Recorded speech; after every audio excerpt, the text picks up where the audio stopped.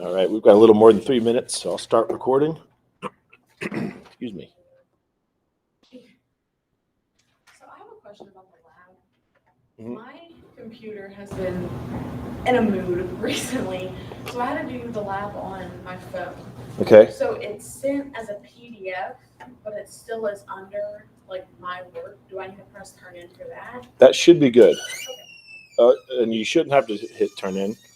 And if there's a problem, I'll just let you know. Okay. But you've already submitted it, so it's not like you can lose. Like if there is a problem and I don't tell you until Saturday when it's late, Yeah. you'll still be okay because you've turned something in. Okay. Good question.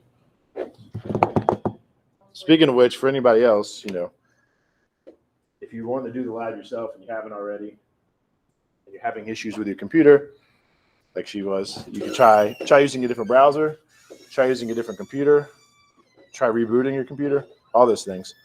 Or worst case scenario, when you come to class or to lab, then I'll provide you with a crappy computer.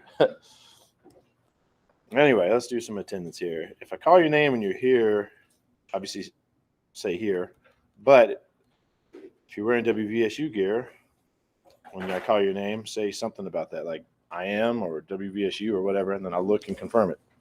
So, David Hodges is here. Yeah, Eric Midkiff. Let's see. Got it. Rice. Cedric Richardson. Not Richardson, right? I always get you and Richardson mixed up. Massey Newton Burdette. Thank you. Hudson's online. Felder Tudor. WVSU gear. So that obviously just to remind you guys, if you're wearing the WVSU gear on Wednesday, that's extra credit. If you're just physically here from now on, that's extra credit. Asbury. Excuse me. Van Cross. Taylor. Michaela's here. Reed. Hemmings. And Bowers. Well, we've got about a minute left. Anybody have any questions before I try to remember some announcements? All right. Well, again, we're finishing chapter 10, which is the last of the 3 chapters that are going to be on the 3rd exam. So chapters 8, 9, and 10 will be on this next exam. So most likely we will be taking the exam next week, because I would assume we'll finish chapter 10 today or tomorrow. So the exam will be next week. As always, if you have suggestions on when you want to take it, send me an email, let me know. Right now, the leading day is Wednesday. I'll try to do an exam review if somebody wants it. Just let me know. We can meet online, or I guess in person. Online is usually better for these kind of things. But we can meet, and I can go over the study guides with you, each one. So, if I were you, I would do the study guides. Then we can meet and talk about the questions you missed. Anyway, and as is the case with the other 2 exams that we've already done, I've already done a study guide review, an exam review with previous students. So I'll be sharing those videos with you to help you prepare for the exam. Yeah, so that's it. My biggest advice for the exams is do the study guides, and I turn it down for you. Do the study guides and watch the review video once I post it. As always, the exam's going to be online. It'll be the same way the first 2 were. As always, if you miss it, you get a 0. If you want to take it in person as opposed to online, like if you'd rather take a paper version, let me know. We can arrange that.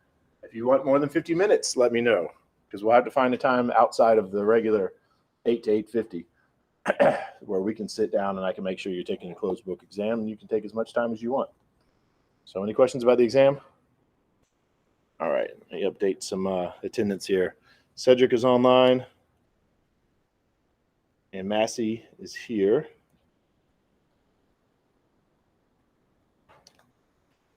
All right, I think that's it. So to remind everybody online, you're going to need your cameras on.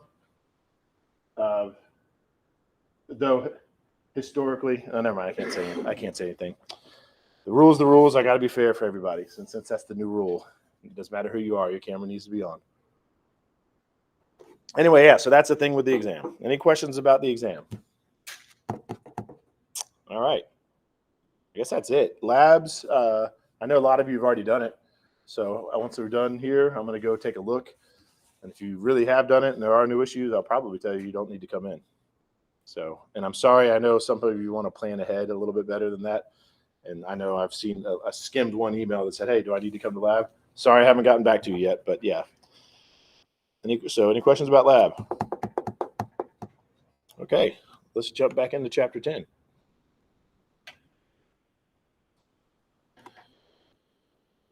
And then for those of you who are online, I can't hear you.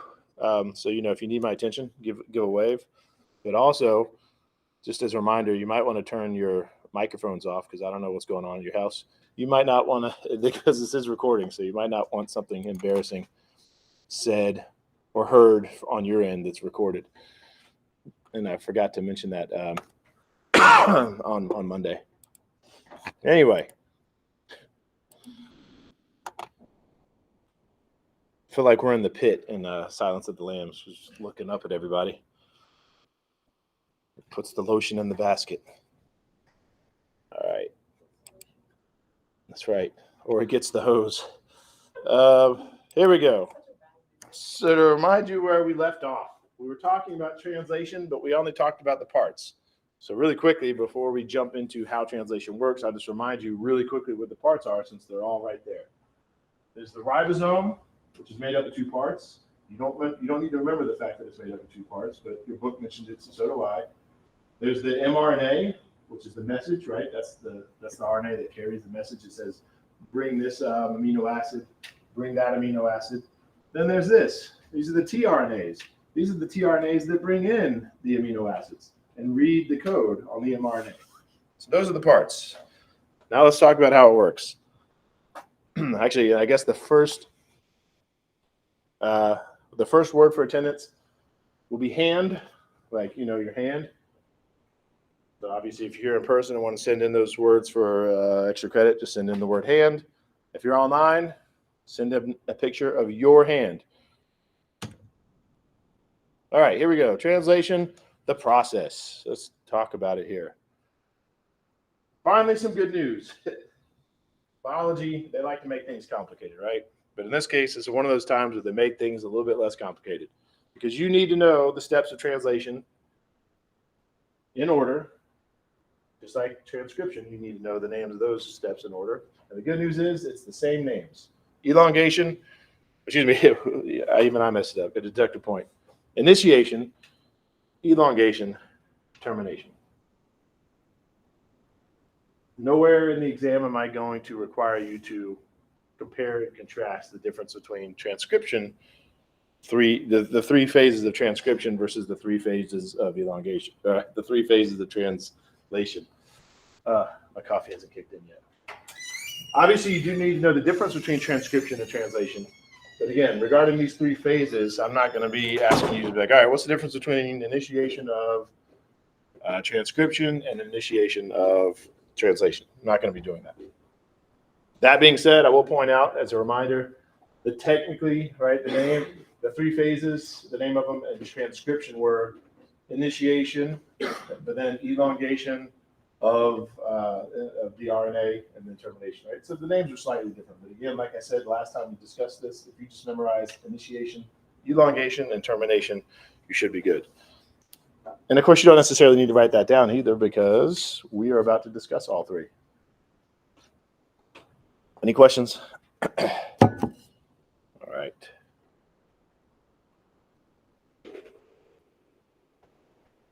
There we go. Let's jump into it. The first one we're going to talk about, obviously, is initiation. And this is basically when all the parts come together. So if you're taking notes, you can just write it down like that. It's when all the parts come together. So all that stuff we just got finished talking about, the players, as your book described them. It's when they all come together. This is when the mRNA binds to the ribosome, specifically the small unit of the ribosome, not that you need to know that. Also, the first tRNA comes in with its amino acid. And then the other part of the ribosome comes together. So again, the best way to think about initiation for translation is all the parts are coming together. And it really is just that simple. Of course, in a sense, that's also the way it was for transcription too, right? Initiation of transcription was just all the parts coming together. Back then, the only parts you had was the DNA and the RNA polymerase that attached to it. Here we have a few more parts, but still, it's the same thing. All the parts are coming together. Logically, that makes sense. Logically, that needs to be the first step. So any questions about the first step, about initiation? We'll talk a little bit more about it, but any questions so far? Again, just to remind you, that's what the mRNA looks like. All right, your book is pretty specific. Like I already said, the mRNA is binding to the ribosome, but your book gets very specific and says it bonds to the small subunit. I'm going to put an X next to that just to remind you that I'm not going to go into that much detail. Yes, you need to know all the parts to come together. And yes, you definitely need to know mRNA is one of the parts, but you don't need to know specifically that the mRNA binds to the small subunit. And you don't need to know that that happens first. Again, 100 level non-biology major class, I don't think that's that important. But yeah, it does. It just so happens that that bonds first. And then the start codon is exposed, so to speak. So the start codon, as you can see in this picture that's not from your book, is the codon on the mRNA that says, all right, this is where the process starts. So you definitely need to know this. And this is where it gets a little bit trickier. Because remember, you also need to know where initiation for transcription starts. An initiation for transcription starts at the promoter. Initiation for translation starts at the start codon. Now, either one of those things wouldn't be that complicated to remember, but you put them both together and need to remember that one is for one and one is for the other. It does get a little bit more complicated. As a matter of fact, for the video I made for Monday's lecture, I made the multiple choice questions to go along to make sure you read the video or watched the video. Well, there's questions about where transcription starts, and some of the wrong answers included this one. I did put start codon as a wrong answer for where transcription starts, and I'll probably do that for the exam too. So make sure you know transcription starts at the promoter, translation starts at the start codon. Anyway, once that happens, then the large subunit comes in and binds to the small subunit, and that creates a functional ribosome. I'll put it next to that because, again, as far as which parts are coming in and which order, that doesn't matter. Just know all the parts are coming together in initiation, and it starts at the start codon. And just to remind you, because I know we're kind of going through this quickly, a codon is that three-letter word, right? The codes, the A's, the T's, well, excuse me, this is RNA, so the A's, the U's, the C's, and the G's, they're all three-letter words, and there's a certain word that says this is where you start. That is called a start codon. All right. Any questions about this slide?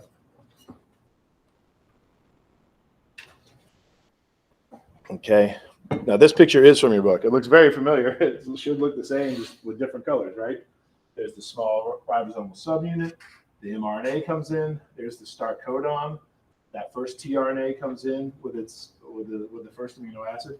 It just so happens, by the way, that the first amino acid is always that one. Not that you need to know that either. And then once all those things are together, then the large subunit comes in.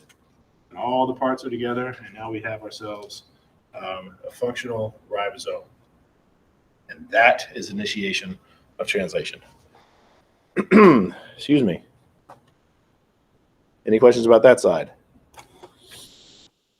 All right. If you download the PowerPoint, you can watch an animation that shows translation in action. All right, so step one, initiation. We're done talking about that. Step two, elongation.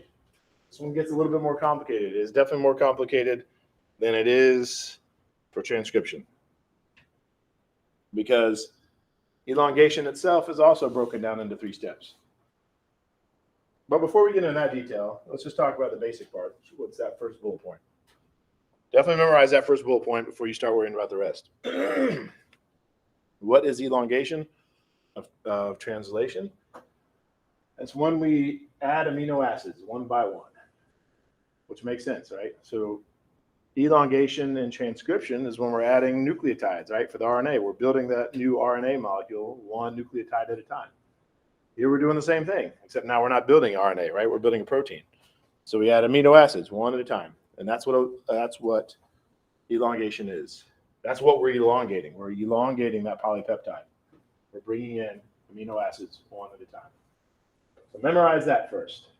If you don't know that, then the rest of these details I'm about to give you, they really don't matter.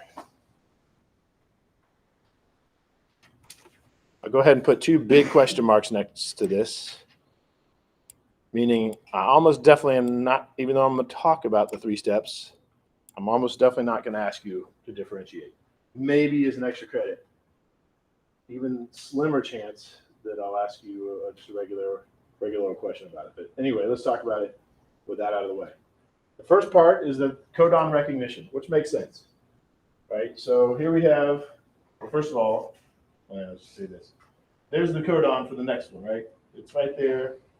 So the anti-codon on the tRNA recognizes and said, oh, that's me. So it comes in with its amino acid. Remember, each tRNA has its own anti-codon, right? Because they're all different and they all match a certain codon on the mRNA. And they all have their own amino acid. So this, whatever code this is, whatever codon this is, just happens to say, bring me a diamond amino acid. So that's step 1, right? Step 1, the appropriate tRNA recognizes its codon. It says, oh, that's me. I'm coming in. I'm bringing my amino acid with me. Which makes sense. Logically, that kind of needs to be the first step, right? And now it's kind of hard to see, but right here is like a little groove in the little spot where it can fit in on the ribosome. So that's where it goes. Any questions about step 1? Okay. Step 2. This also logically makes sense. Peptide bond formation. So what happens is, like we already talked about from the last one, this thing came in and parked itself right next to that one. So we had this long chain of amino acids, or longer chain, right? We have this new one. So then what happens? Obviously, we're going to add them, right? It just so happens that instead of the new amino acid being added to the already growing chain, it happens the other way. But that really doesn't matter. I'm definitely not going to ask you that much detail.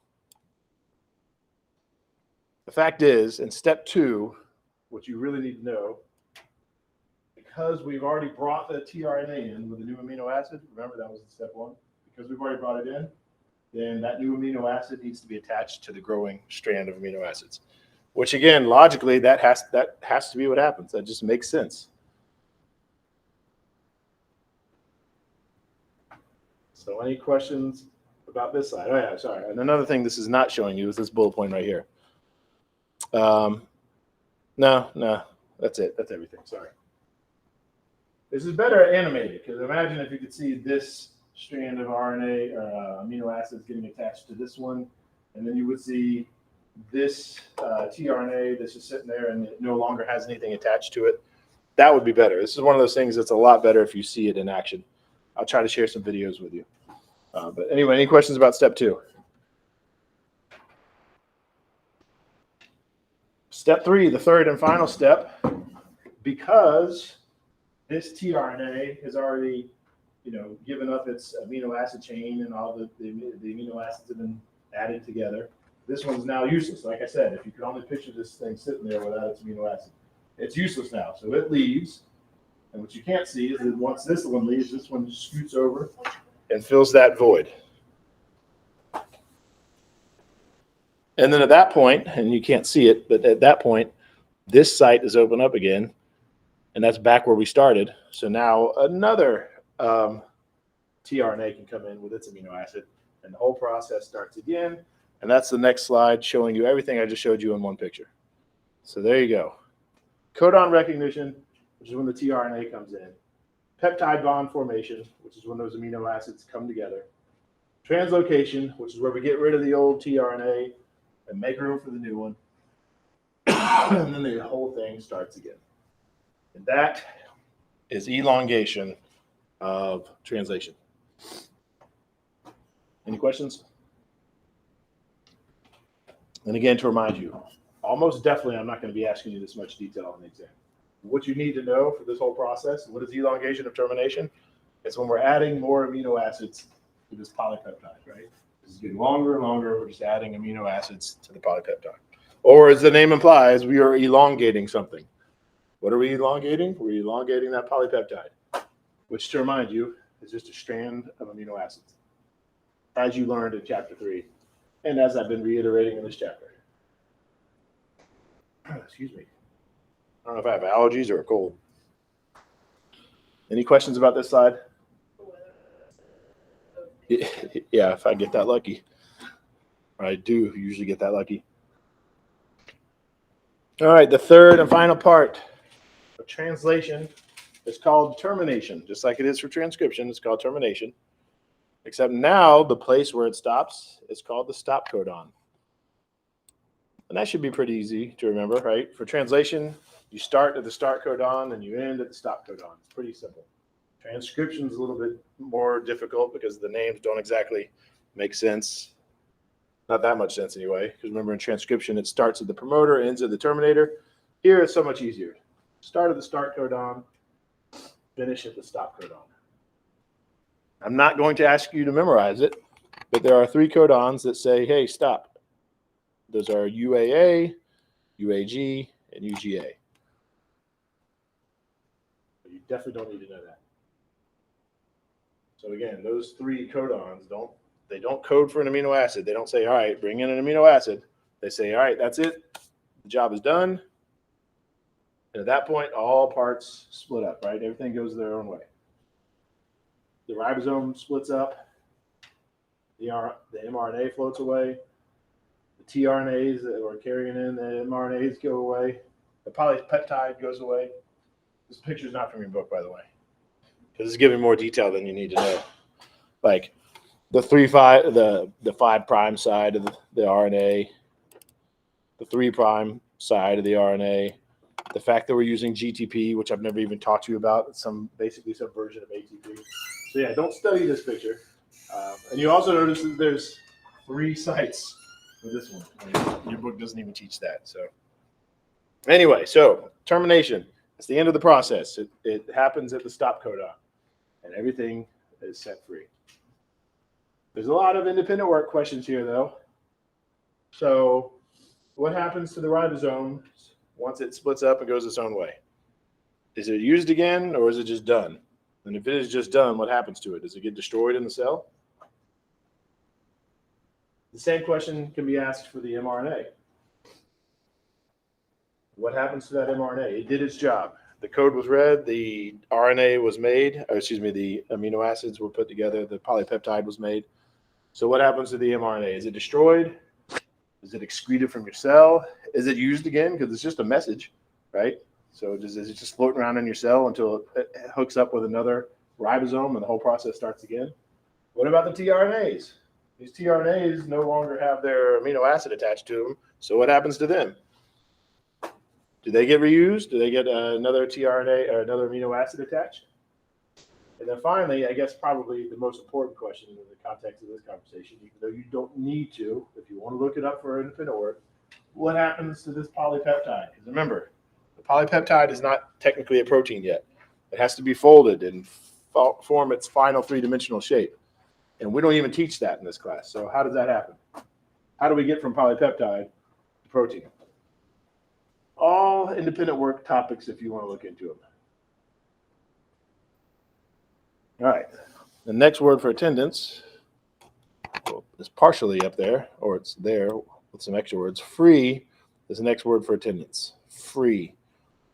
So if you're online, send me a picture of something that's free.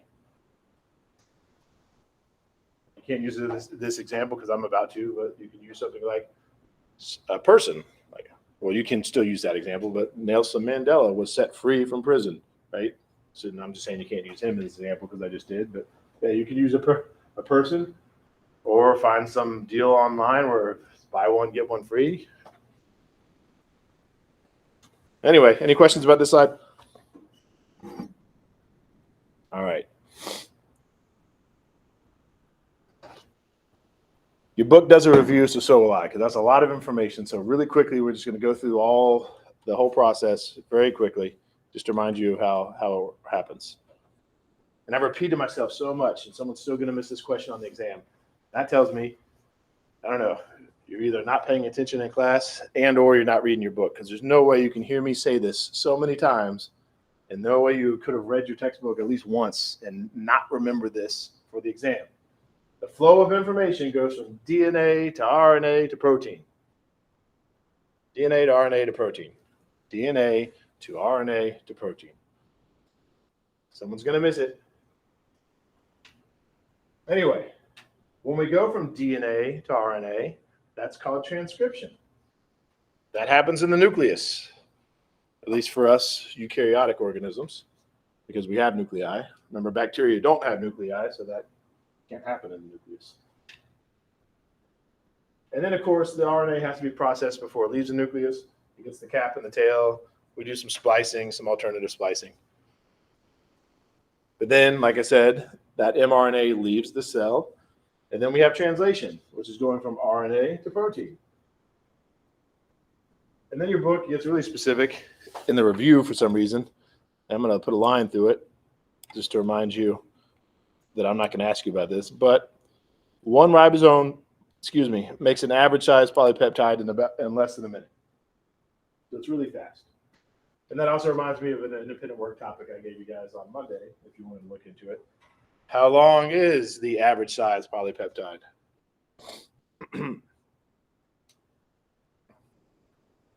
Felder, I know you came in late, but just as a reminder to keep your camera on. Anyway, like I said earlier, after translation, all the parts go their own way. You're now left with a polypeptide, which is a long string of amino acids. So then that polypeptide has to coil and fold and assume its final three-dimensional shape. Of course, I just said that too, and I was saying this is a good independent work topic because your book doesn't discuss how that happens, but you can look it up if you want. I bet if you were to use artificial intelligence and just ask it that, how does the polypeptide turn into a protein? It'll give you a long answer. And you can use that. Just make sure you read their sources and make sure you understand what you write and make sure you don't use their words. Most likely at this 100 level non-biology major class, you're not going to understand everything that it writes.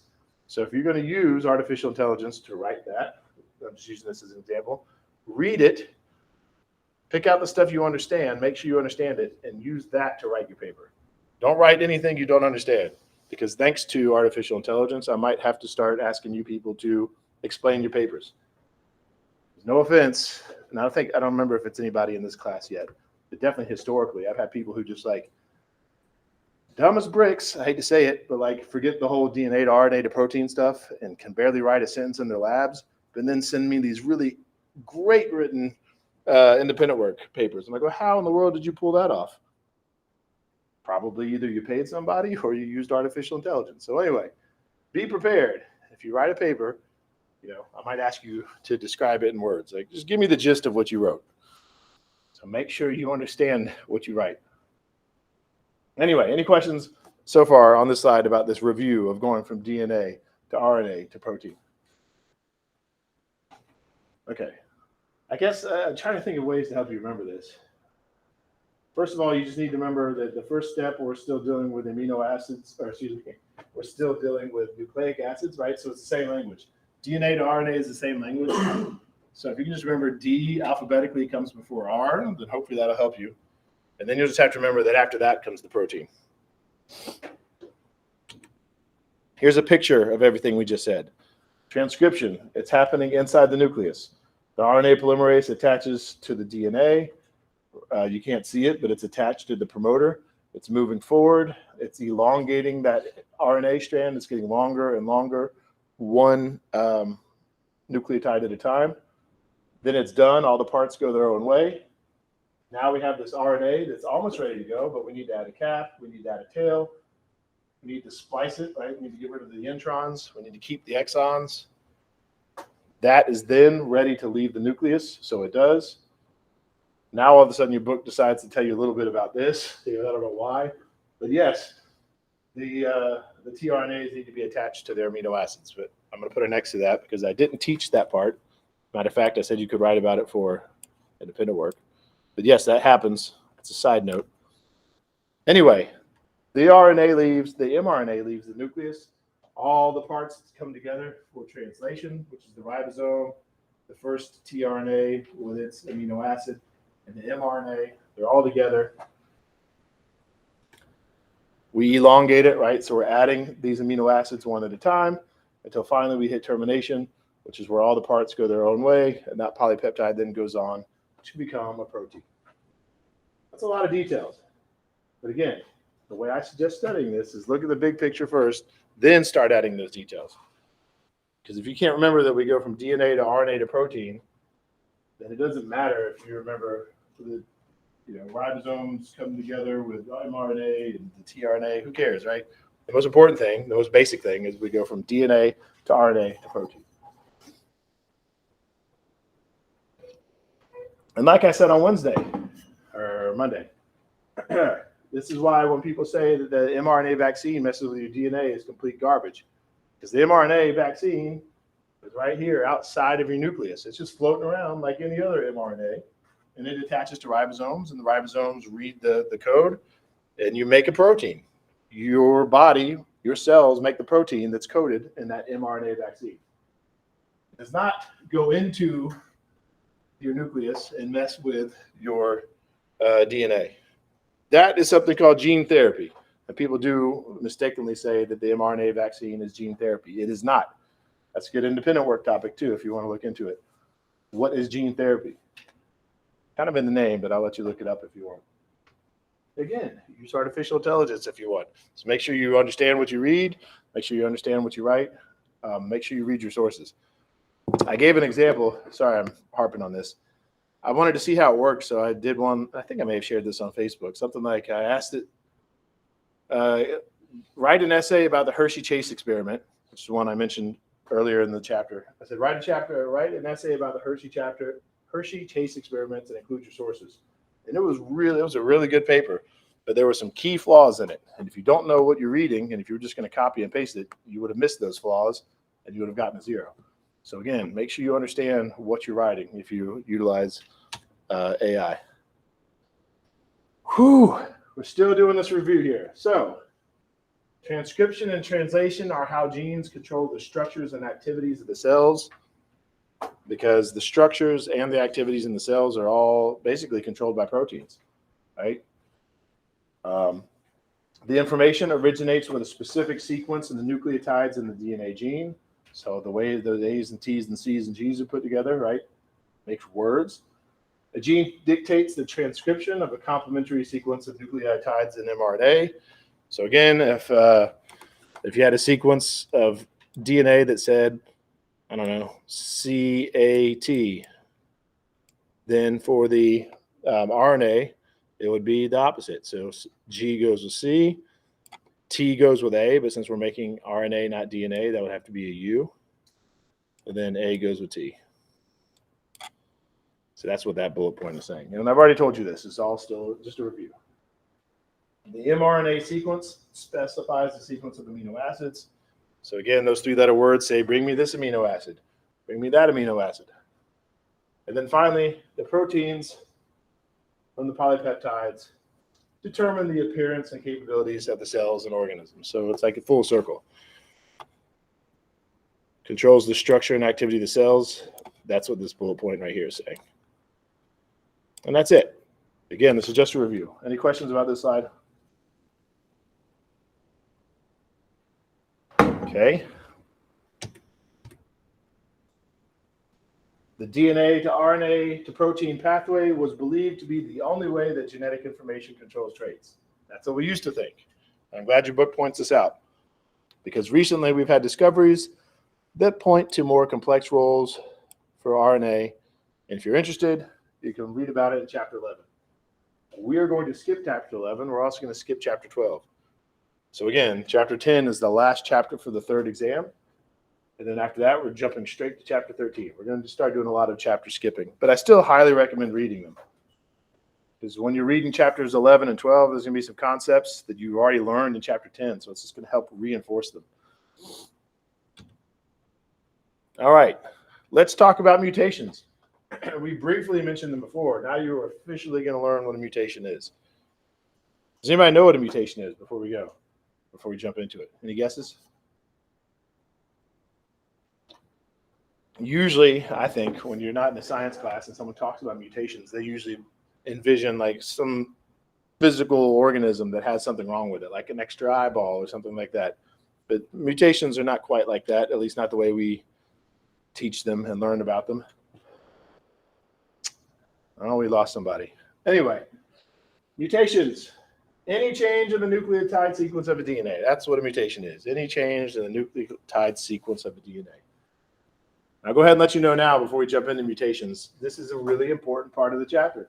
This isn't something we're going to leave behind once we're done discussing it. Because to fully understand how natural selection works, you need to understand how mutations work. And for those of you who have done the lab, you're already slightly familiar with this. Because there was a bunch of light-colored pepper moths, and then one of them had some mutations. And that one light-colored pepper moth that had some mutations made some babies, and because of that mutation, those babies were dark. So yeah, mutations are important, not just for this chapter, but to truly understand natural selection and any kind of evolution, then you need to understand mutations. Anyway, so again, it's any change in the nucleotide sequence of a DNA. So that could be big mutations or small mutations, right? It can involve large regions of chromosomes, like something you could see from a karyotype, like, oh my goodness, a whole chunk of that chromosome is missing. Or look at that chromosome is a lot longer than it should be. It could be large regions.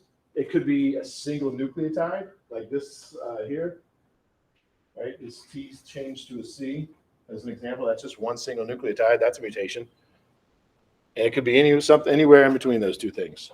And we're going to talk about the different types of mutations that there are. This is just an introduction. Is there any questions about this slide? All right.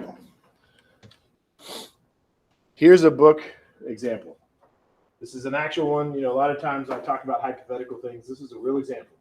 Here we have a single nucleotide mutation. So imagine there's a really whole gene, a really whole long gene here, and we're only zoomed into a small part of it. We're only looking at one codon out of, I don't know how many codons there are for this gene, I forget. Anyway, this one codon, right, it's code CTT. But we have this one mutation in this one codon where we have an A instead of a T. And then when we make the mRNA, instead of an A, we bring in a U.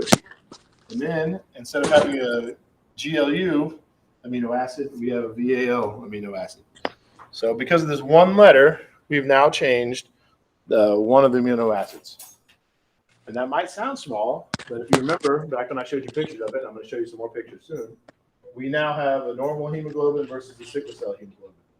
So because of that odd shape, someone has a whole disease, right? People have a whole disease based on this one change in the nucleotide, right? And we'll talk a little bit more about that moving forward. Oh, obviously, I want to point out this is just an example. So I'm not going to ask any questions like it says. For sickle cell disease, the T nucleotide was substituted for what, right? I'm not going to ask you that detail. This is just an example. Speaking of which, there's two categories of mutations in genes. Actually, I wouldn't write any of these down yet. I'm going to teach them all, and then at the end of me teaching them all, there's going to be a little table. Once we get to that table, then you should write it down. Because I'm teaching it the way your book teaches it, like in the same order. And then once I get some of it's a little bit out of order, so it'll make a lot more sense when I show you the table. So yeah, if you're taking notes, don't yet. Unless you want to, I'm going to tell you not to. I just don't recommend it. Anyway, the two categories of mutations are substitutions and deletions/insertions. And they are exactly what they sound like. A substitute, and I'm not going to talk about this in the next slides, but a substitute substitutes one nucleotide for another. And deletions delete a nucleotide, and insertions insert an extra nucleotide, right? It's all the way they sound. So this should be pretty easy. Here's an example of a substitution. Right? And this is like the example I showed before when we were talking about sickle cell. So here, we're we're supposed to have a G, but instead we I'm high as fuck.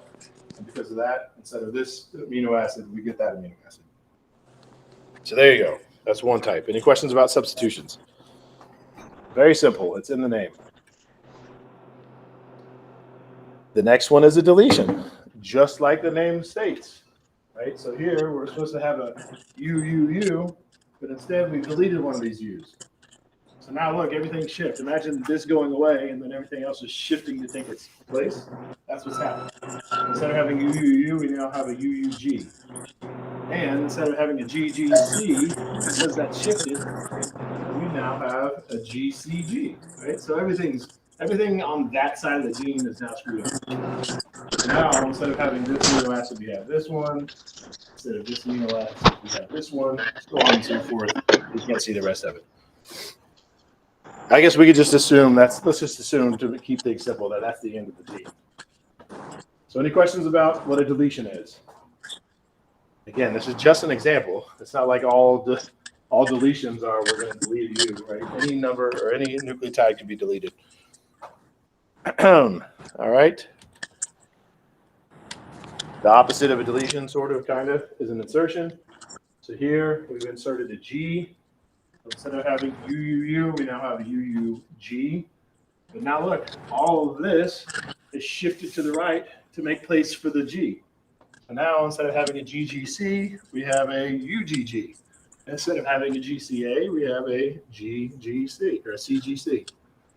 Not that the exact number of nucleotides matter, it's just an example. The point is, when you delete something or you insert it, then everything on that end, everything downstream from it is messed up. Because everything has just shifted. So unlike a substitution where you change one nucleotide, when you insert or you delete, you change a bunch. And yeah, like I said, it's just an example. So you don't minimize the fact that G was inserted in this example. And also keep in mind that it could be any gene. Of course, that might be a good question when I make the questions for the video. I might say, in this example, which nucleotide was added? The answer is G. But that's just an example. Any questions about that? Okay. That being said, now that we know the difference between substitutions, insertions, and deletions, let's talk about some other words that you need to know. Missense. And you know what a missense mutation is, and that's a mutation that changes the amino acid coding. So everything I just showed you is a missense mutation. I see you writing things down. I'm going to come back to this, but let me back up really quickly. Whoops. Back up, not forward. Here we go. With the substitution, we changed the amino acid coding. With the deletion, we changed the amino acid sequence. With the insertion, we changed the amino acid sequence, right? So all those were missense mutations. Changed the sequence of amino acids. That's unlike a nonsense mutation. And I wish your book would have given an example to show you that a nonsense mutation changes an amino acid sequence codon, or one that says bring me a valine or a serine or a tryptophan, whatever. Instead of saying bring me this amino acid, it accidentally changes it to a stop codon. And if you remember from what we just talked about, a stop codon says, all right, we are done with translation. So I think there's a test question, or excuse me, maybe a test question. Almost definitely a question on your study guide that asks about this. Like, what would happen if you had a nonsense mutation? What would happen? The answer is basically you would have a shorter than usual protein or shorter than usual polypeptide, right? Because instead of adding on all those amino acids like it's supposed to, the mutation accidentally said stop too soon.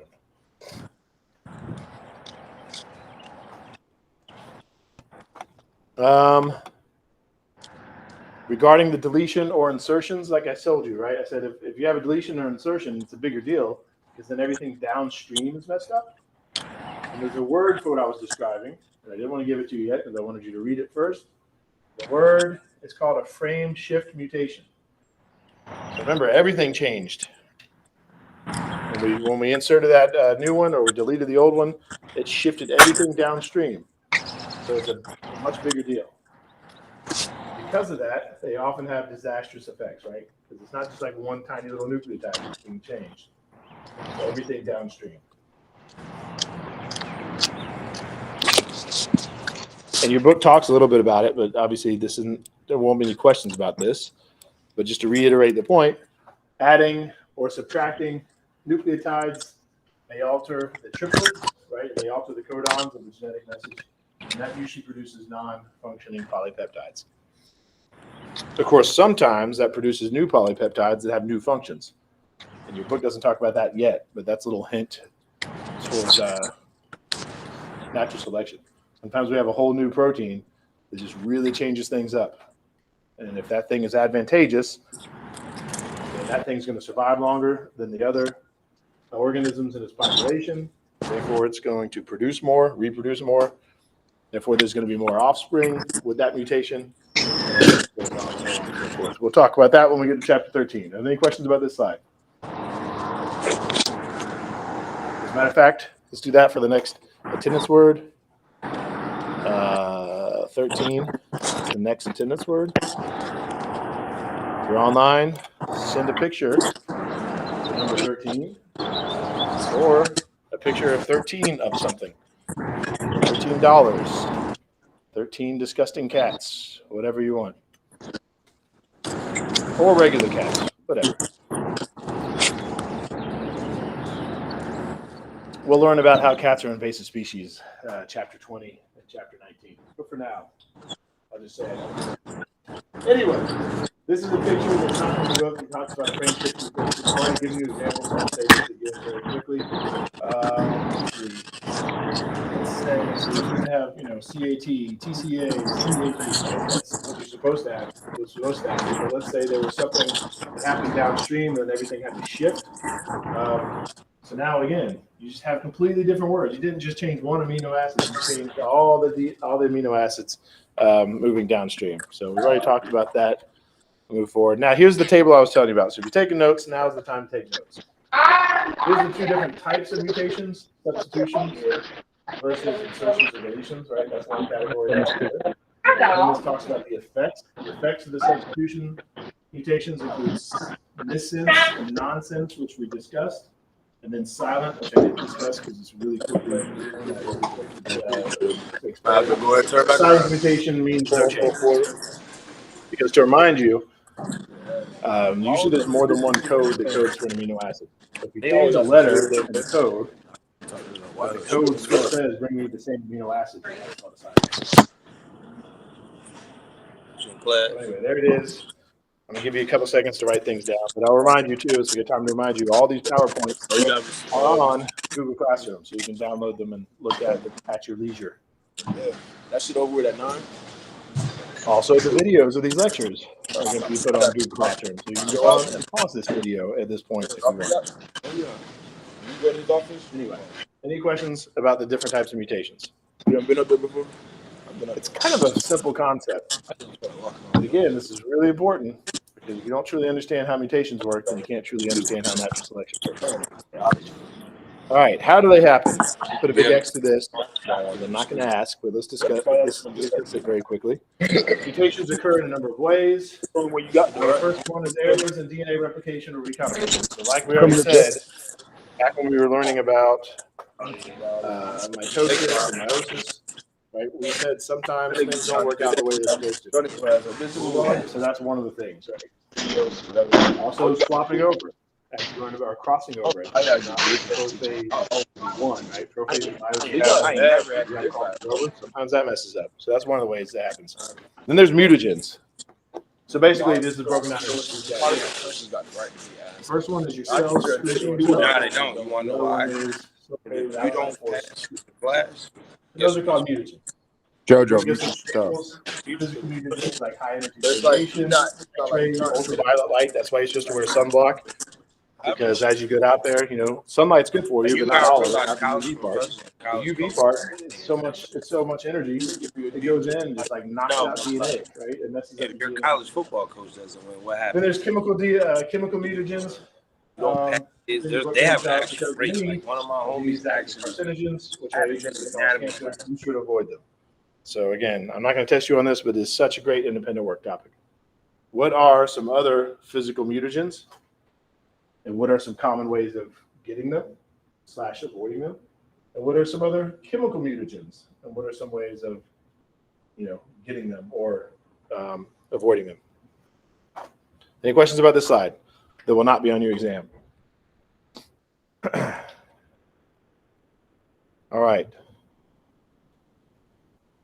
Mutations are often harmful, but can be beneficial in nature and in laboratory because, again, without mutations, we would have no variation. Without variation, we wouldn't have natural selection, but that's not going to be a question. And basically, this is what I said too, right? So none of that's going to be on the slide or on the exam. Just letting you know that yes, mutations are usually bad. Sometimes they're good. Sometimes they make big differences. I try to find some examples of that. Like, dolphins evolved from land mammals, for example. So obviously they've evolved away from their legs. They don't have legs anymore. But there was one dolphin that had one mutation in one gene and all of a sudden had little legs again. So that shows you how quickly sometimes these things can happen because of mutations. All right. 3 minutes left. All right. Friday, we'll discuss viruses and other non-cellular infections. And that'll be the last word for attendance is Friday. So get creative if you're sending me a picture online of Friday. The movie, the calendar that says Friday, TGI Fridays, I don't care. Think of something that involves Friday. So don't send me any music from the weekend because obviously that's a day after Friday. Use your brains, guys. All right, any questions? All right, maybe I'll see you in lab. I'm going to get busy grading your lab, so hopefully you don't have to come to lab. I'm sick anyway. I don't want to be there.